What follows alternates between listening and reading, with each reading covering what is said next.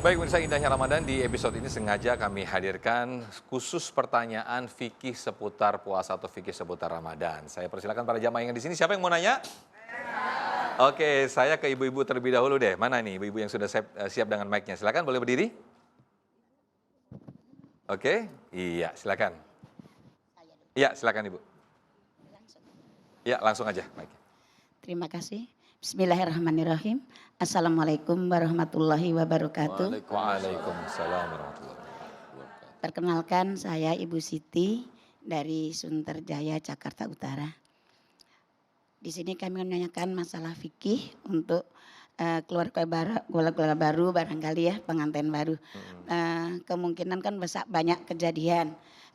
Malam melakukan hubungan kan Kejadian apa itu, Bu? ya. Kejadian apa itu? Kejadian itu deh ya.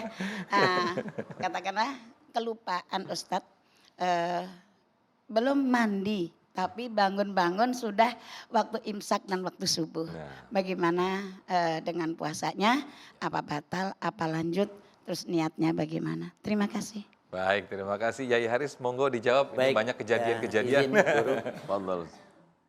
Bapak-bapak, ibu-ibu, para pemirsa dimanapun Anda berada, beda dengan puasa dibandingkan dengan sholat. Kalau puasa itu tidak dipersyaratkan adanya hilang atau tidak dalam hadas besar dan hadas kecil. Jadi puasa itu apabila dia sudah niat di waktu malam, kemudian dia bangunnya kesiangan, belum mandi janabat, maka puasanya insya Allah sah. Karena ibadah puasa itu kalau harus suci dari hadas besar, suci dari hadas kecil, nggak ada yang kuat puasa. Coba bayangin ya, dari mulai maghrib, dari subuh sampai maghrib harus tidak boleh hadas besar, hadas kecil. Nggak ada yang kuat. Allah sudah ukur, maka itu tidak dipersyaratkan di dalam orang berpuasa. Ibu nggak usah kecewa kalau ibu tidak kuat umpamanya. Karena Sayyidina Umar itu dalam Asbabun Nuzul tentang ya wala rob apa itu yang diceritakan di dalam ibadah puasa Ramadan itu, dia nggak kuat Bu malam itu, tergoda ya. Apalagi kalau yang barangkali rumahnya dulu kan tidak besar, tidur kesenggol-senggol. Kalau yang nggak usah yang pengantin muda, pengantin tua juga bahaya juga kalau kesenggol-senggol. Nggak apa-apa Bu, sikat aja. Iya. Dan ibu niat untuk melakukan ya mandi janabat. Tapi ternyata bablas. Ya berarti ibu cuma tidak sahur saja. Ya boleh. Kelas Sayyidina Umar aja nggak kuat. Apalagi kelas model kita ya Bu ya. Jadi tidak mengapa ya. Tidak diharuskan. Baik. Terima kasih Kiai Haris Hakam, dan saya mungkin ke Ustadz Abu Somad. Ustadz, ada tidak sih pekerjaan khusus atau sesuatu pekerjaan yang itu membolehkan kita untuk tidak berpuasa? Mungkin selama ini kita melihat ada banyak yang kuli yang di jalan-jalanan itu banyak yang tidak puasa, tapi sebetulnya juga ketika dia memaksakan diri untuk berpuasa, mungkin pahalanya akan lebih besar. Mungkin silakan Ustadz Abu Somad. Saya kalau menyampaikan sesuatu tidak semuanya untuk diamalkan.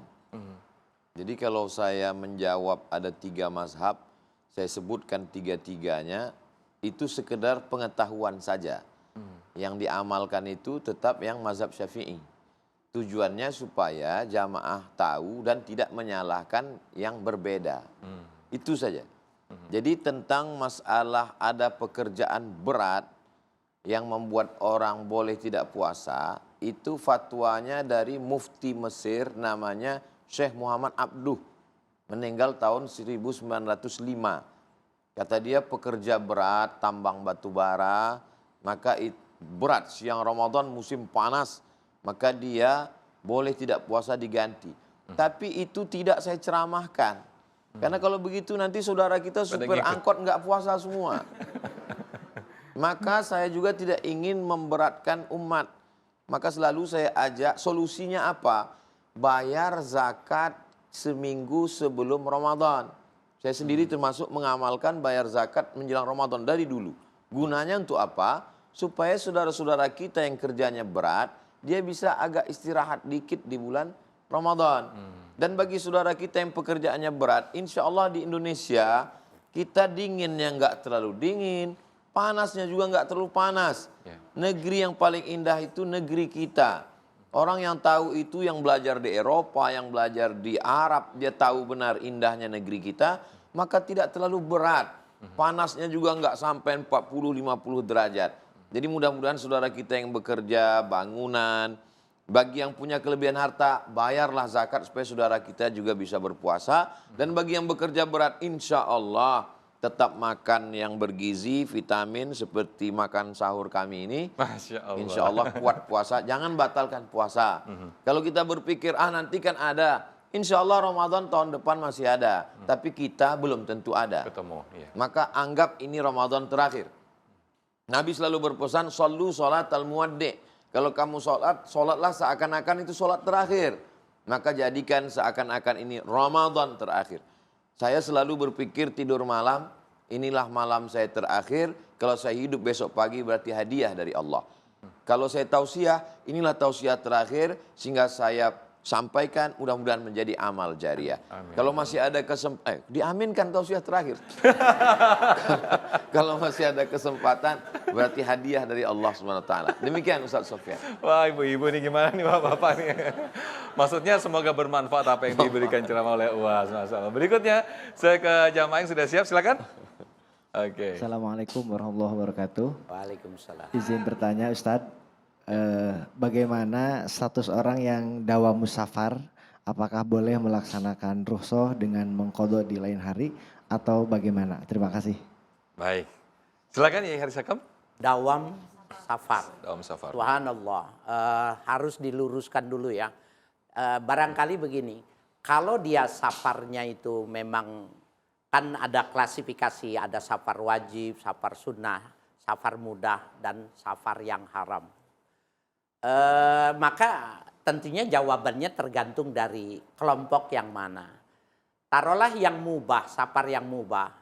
Kalau memang dia pengertian dawam itu barangkali dia jamaah tablik barangkali ya, selalu berpindah-pindah. Secara fikhiyah menurut hukum orang yang tidak mampu, jadi ukurannya mampu dan tidak mampu, ulama mengatakan dia sahur tetap, niat berpuasa besok. Jam 9, jam 10 goyang, dia mau jatuh, maka dia boleh berbuka. Besok dia lakukan lagi. Sampai 3 kali dia tidak kuat, maka dia ukurannya namanya tidak mampu itu. Karena bukan berarti, besok mas saya nggak kuat ini. Nggak boleh begitu, dia mesti melakukan ya usaha dulu, diteliti dulu. Nah kalau memangnya dia benar-benar tidak mampu, ya maka dia kena rukhsah, boleh fa'iddatu min ayyamin ukhar. Dia membayar berapa yang dia tinggalkan dibayar pada waktu yang lain. Tetapi ayat itu mengatakan wa antasumu khairul lakum. Puasa itu lebih bagus buat kamu. Itu banyak interpretasinya. Di antaranya musafir yang punya rukhsah, dia boleh tidak berpuasa, tapi dia bertahan berpuasa itu lebih bagus. Nah, jadi walaupun dia musafir, apalagi kan sekarang musafir itu naik kendaraan. Kalau dulu yang dibilang musafir itu naik onta, panas, kehujanan, bawa barang. Kalau dia sembarang menaruh diambil orang, penyamun dan lain sebagainya. Berat sekali yang dulu dalam pengertian musafir. Kalau sekarang ke Surabaya, 1000 kilometer itu cuma 1 jam. Nah, jadi kalau dia berpuasa, maka lebih bagus. Fahuwa khairul lakum, itu lebih bagus. Kalau memang benar-benar ukurannya tadi 3 kali diuji, di benar-benar dia tidak kuat, masuk rukhsah dia. Boleh tidak berpuasa. Masya Allah. Wallahu a'lam. Baik, jadi boleh dicoba nih ya, biar supaya dapat rukhsah dari sini jalan kaki ke Surabaya. Baik, indahnya Ramadan akan kembali sesaat lagi usai sahur berikut ini. Silakan. Tidak ada ikhtilaf antar ulama mazhab tentang wajibnya ahli waris mengqadhakan puasa orang yang meninggal.